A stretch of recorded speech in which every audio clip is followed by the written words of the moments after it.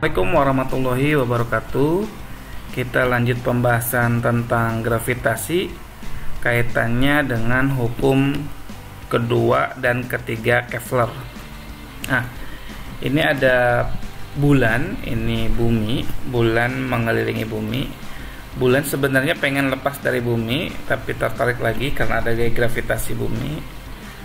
Pengen lepas lagi, tertarik lagi, dan seterusnya, sehingga bulan tetap berada pada orbitnya, bergerak melingkar. Ya, bulan sebenarnya juga pengen jatuh juga ke bumi, ya, tapi karena dia bergerak melingkar gitu ya, ada gaya sentripetal yang menyebabkan dia tidak jatuh ke bumi. Nah, ini ada matahari, ini ada planet. Tadi kalau bulan mengelilingi bumi, sekarang planet mengelilingi matahari. Nah, karena bergerak melingkar gitu ya, mendekati melingkar, maka ada gaya sentripetal. Rumusnya M kali V kuadrat dibagi R. Karena berinteraksi, maka ada gaya gravitasi G kali M matahari dengan planet dibagi A kuadrat. Variabel M planetnya bisa dicoret sehingga kita dapat persamaannya seperti ini. Kemudian variabel jaraknya, A itu jarak ya, jarak antara matahari sun dengan planet, sehingga kita dapat persamaan kecepatannya V kuadrat sama dengan G dikali M dibagi A. Nah, di sini kita dapat bahwa kecepatan planet-planet mengelilingi matahari itu hanya bergantung pada variabel jarak, ya.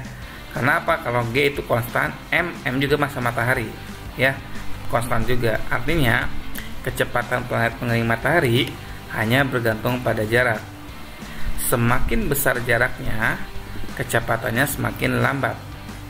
Semakin kecil jaraknya, maka kecepatannya semakin besar. Nah, ini cocok dengan hukum kedua Kepler, di mana Kepler mengungkapkan bahwa garis hubung yang menghubungkan tiap planet ke matahari itu menyapu luasan yang sama dalam waktu yang sama. Jadi gini, ini dengan ini, luas BSA dengan CSD itu sama, ya. Ini menyapu luasan yang sama dalam waktu yang sama. Ini luasannya sama.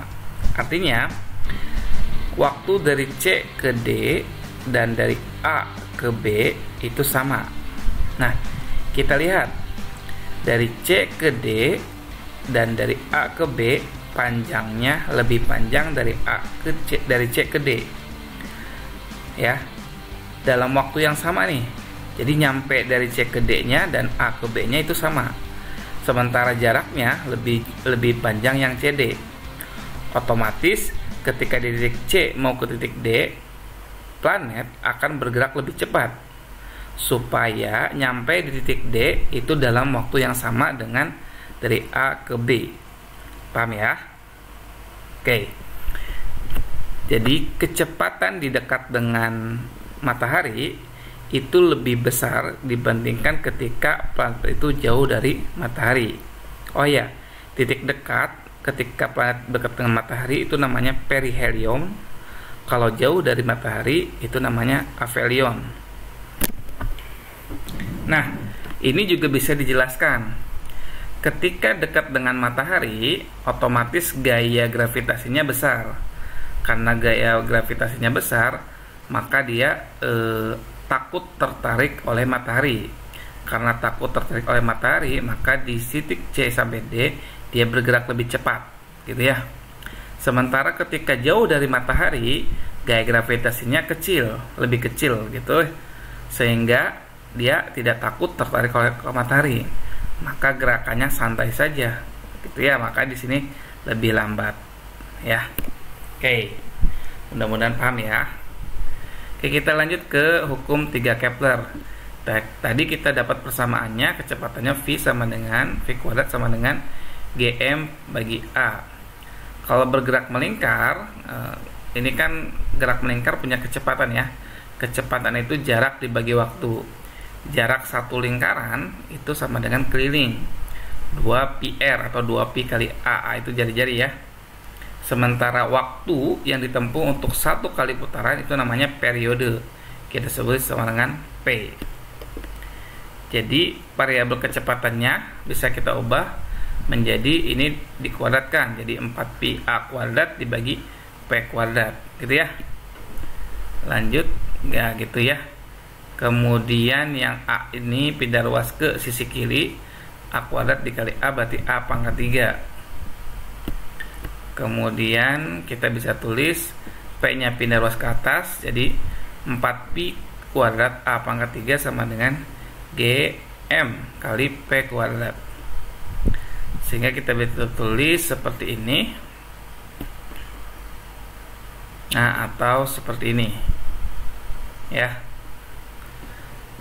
Nah, P kuadrat dengan A kuadrat kita gabungkan sehingga persamaannya P kuadrat dibagi A pangkat 3 sama dengan 4π kuadrat dibagi G dikali 1/ms. Pi itu nilainya konstan 3,14. G itu konstanta juga, konstan. M itu massa planet, konstan juga. Artinya P kuadrat berbanding A kuadrat itu sama dengan konstan. Konstan itu apa Pak? Keadaan awal sama dengan keadaan akhir. Atau kamu bisa tulis P1 kuadrat per A1 pangkat 3 sama dengan P2 kuadrat per A2 pangkat 3. Oke, kita lihat contoh soal tentang aplikasi hukum 3 Kepler. Jika revolusi itu mengelilingi matahari, planet X mengelilingi matahari adalah 27 bulan, sementara jaraknya dari matahari adalah 4 SA, satu astronomi. Jika revolusi planet Y mengelilingi matahari adalah 8 bulan, berapa jarak Y dari matahari? Nah, kita menggunakan hukum 3 Kepler. Berarti ini planet X. Ini X ya. Ada kesalahan sebentar. Ini X.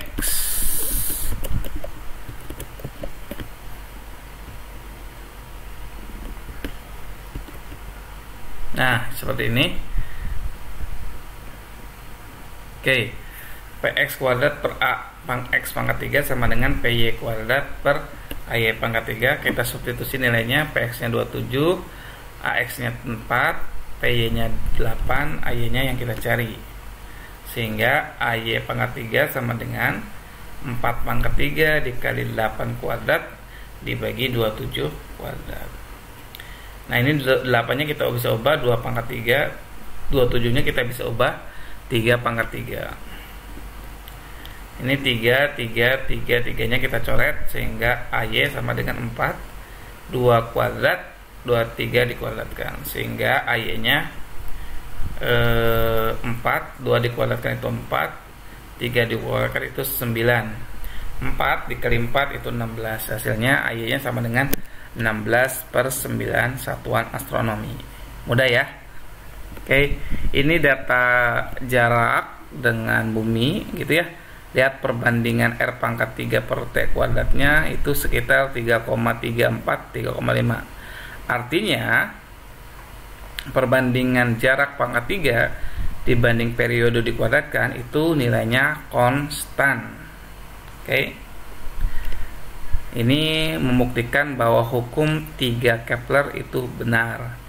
Nah, hukum Kepler tadi jelaskan itu berdasarkan data-data yang diperoleh dari pengamatan ilmuwan bernama Tycho Brahe dari Denmark.